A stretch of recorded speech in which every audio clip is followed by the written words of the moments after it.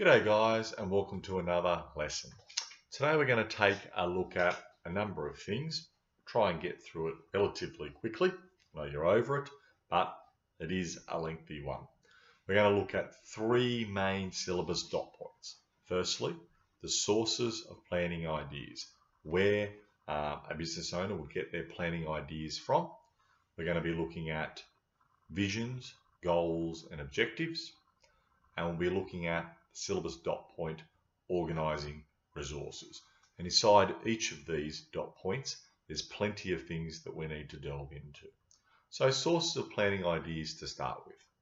So before we even look at sources of planning ideas, in essence, where to get your ideas to put in your plan, you must first need to know what a business plan is.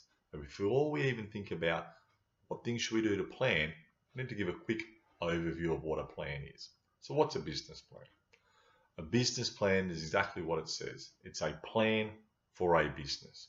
It is a written statement of the business's goals and the steps to be taken to achieve these very goals. In other words, it's a summary and an evaluation of a business ideas in written form. The writing is important because ideas tend to be no more than wishful thoughts, wishful thinking, until it's transferred onto paper or typed down onto a computer. Thinking about something is not planning. A few ill-conceived ideas scribbled on the back of an envelope are not likely to lead to business failure, but having a nice detailed plan will likely lead to a much greater chance of success. So a comprehensive business plan will assist when arranging finance for a business. So we've looked at previously, no bank's going to give you money if they're of any quality if you have zero business plan to show them. Now the plan provides information that lenders need to know. It also shows that the business is being properly organised and managed. So some source of planning idea refers to coming up with ideas that should go into your business plan. There are many ways to source information about your business that should go into your business plan. Some sources of information include a situational or SWOT analysis.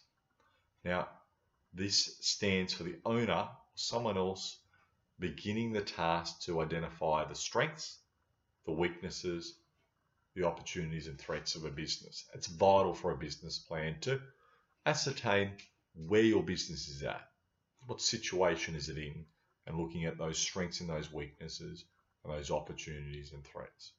Some other sources of planning ideas can come from talking to your accountant or solicitor, finance brokers, industry experts, or even chatting with various government departments. They're all of use. Even looking at other people's business plans is a good way to come up with or source ideas to go in your business plan.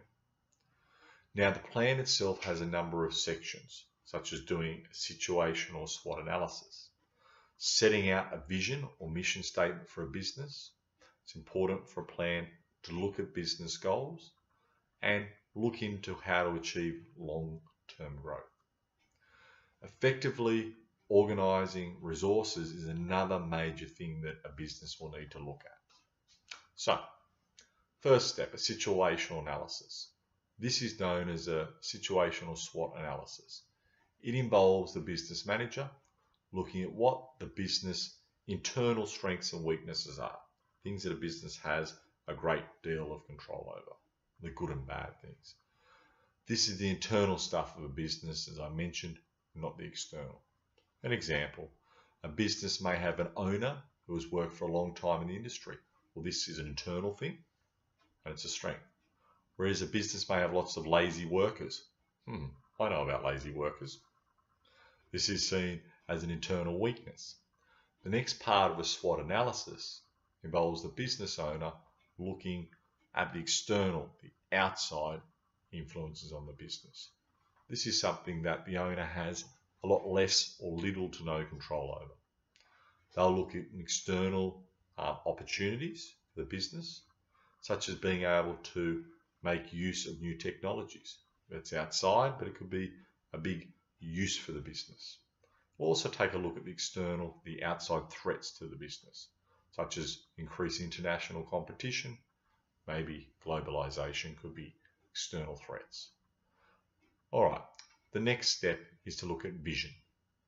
Vision is about if everything goes exactly to plan, what the business would look like in 5 or so years' time for the owners.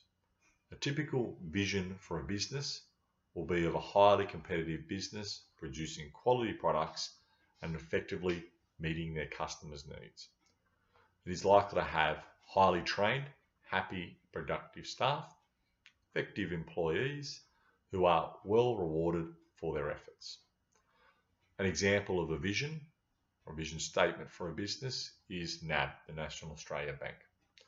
Their vision is that we will be a leading international financial services company which is trusted by you and renowned for getting it right. Well, I don't know if they've met that if you take a look at the Banking Royal Commission, but good luck to them to have a go at that vision, I suppose. Now, business goals is the next step. Business goals put in place realistic and attainable steps in order for a business to meet their vision.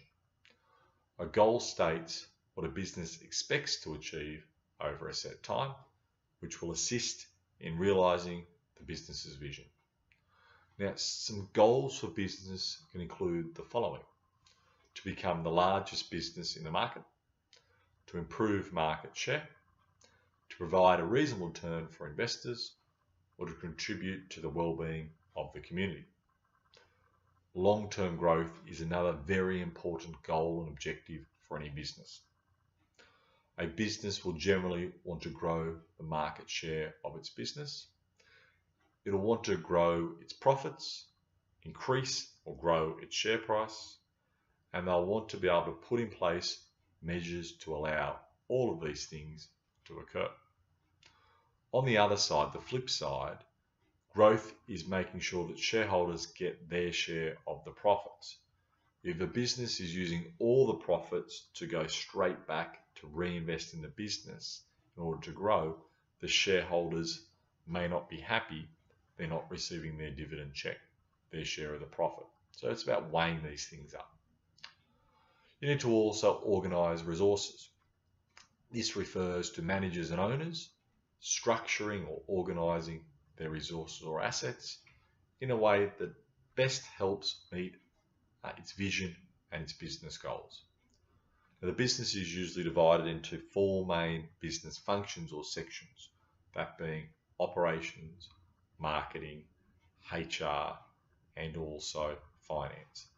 The owners need to effectively organize and manage their resources in the best possible way for each business function. So we'll have a look at these business functions. Operations.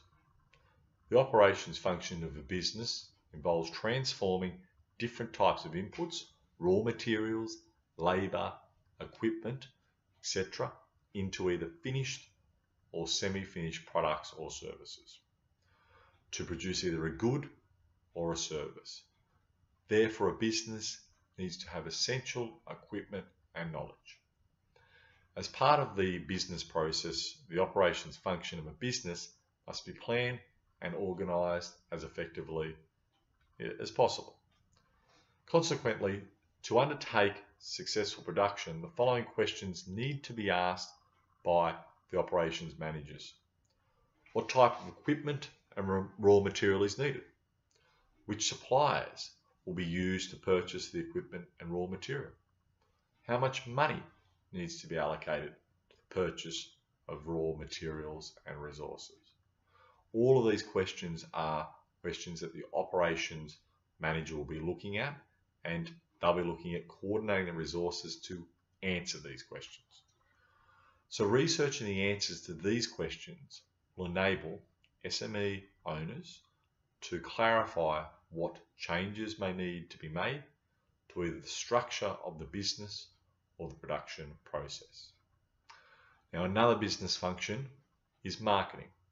A business owner must also look at planning and organizing the marketing department. Some things that might need to be looked at include where existing employees do not have the experience or level of skills required. Additional training might need to be done, or recruitment might need to occur to fill in those gaps so that the marketing can be done in a successful way. A business plan should look at how to best organize the marketing function, the business, to work as effectively as possible. In relation to finance, a new business needs to have a plan for its finance department and its finances. New business ventures, even small ones, require lots of funds to operate. In organising the financial resources, one of the most important questions an SME owner needs to answer and to ask is, what will be the most appropriate source of financing? So you can get that from loans from friends and family, from banks, personal savings, and so on. So you need to make sure that you are gaining access to your funds, being able to gain access to finance to grow and establish your business. If you can't coordinate your finances, and if you can't source finance or can make sure that there is not cash flow shortages, etc., your business is likely to struggle. We're almost there. The last business function, and where you need to show how you're going to coordinate your resources in your business plan, is for human resources. HR, or human resources, involves the workers of the business.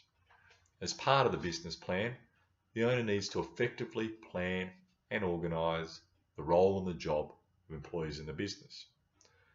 SME owners need to use good recruitment and effective selection processes to find employees who will be invaluable assets as the business grows and expands.